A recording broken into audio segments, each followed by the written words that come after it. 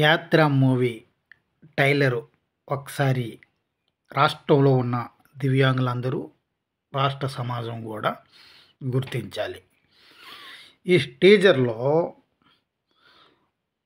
ఒక అంధ దివ్యాంగుడు ఒక ఈదులో రాజశేఖర్ రెడ్డి గారి బొమ్మ పట్టుకొని కూర్చునున్నప్పుడు వైఎస్ జగన్మోహన్ రెడ్డి గారు ఆయనతో చేసే సంభాషణ మనం గ్రహించుకోవాలి.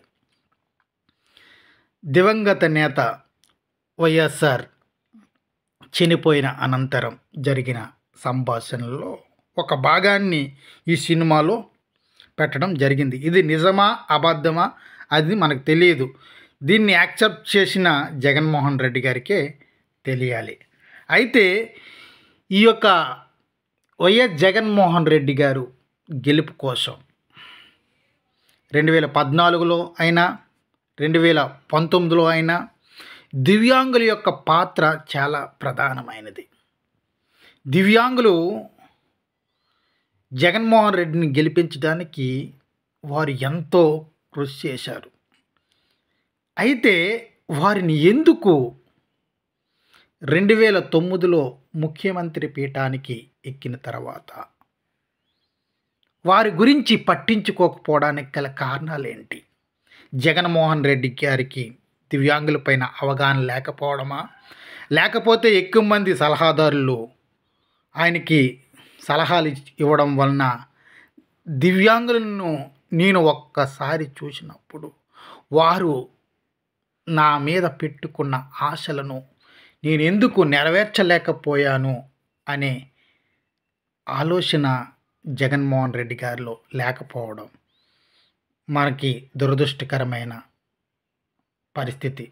అయితే ఈ 5 సంవత్సరాలు దివ్యాంగుల పెన్షన్లపైన మనసు పెట్టలేదు, అంధుల యొక్క జీవితాలపైన మనసు పెట్టలేదు, బదిర్ల యొక్క జీవితాలపైన మనసు పెట్టలేదు, మెంటలీ హ్యాండిక్యాప్స్ జీవితాల మీద మనసు పెట్టలేదు. అయితే దివ్యాంగుల యొక్క పరిస్థితిని అంతాన్ని కూడా అంధకారంలో పెట్టి 5 సంవత్సరాలుగా ఏమీ చేయలేదు దివ్యాంగులకు. అయితే పీడబ్ల్యూడీ ఫెడరేషన్ ఇప్పుడు అడుగుతుంది, అయ్యా నీ కొరకు మీ కొరకు కష్టపడే దివ్యాంగులను ఎందుకు మర్చిపోయారని ఇప్పుడు అడుగుతున్నాం. పీడబ్ల్యూడీ ఫెడరేషన్ తరపు నుంచి మా యొక్క పెన్షన్ను 3,000 నుండి 7,000కు పెంచుతామని ఫిబ్రవరిలో ప్రకటించే మేనిఫెస్టోలో కంపల్సరిగా ఉండేటట్లుగా చూడాలి. లేకపోతే మిమ్మల్ని ఓడించేవారు, వైసీపీని ఓడించేవారు దివ్యాంగులే అని మీకు అర్థమవుతుంది. కాబట్టి ఓటమిని చెవి చూడకుండా గెలిపినే లక్ష్యంగా పెట్టుకున్న మీకు 175కి 175 స్థానాలు సాధించాలనే కోరికతో ఉన్న మీకు అది సాధ్యం అవ్వాలంటే దివ్యాంగుల పెన్షను వారి యొక్క డిమాండ్లపై మనసు పెట్టి మీ యొక్క విజయాన్ని సాధించుకోవడానికి ముందుకెళ్ళవలసిందిగా వైఎస్ జగన్మోహన్ రెడ్డి గారిని పూర్తి స్థాయిగా వేడుకుంటున్నాం.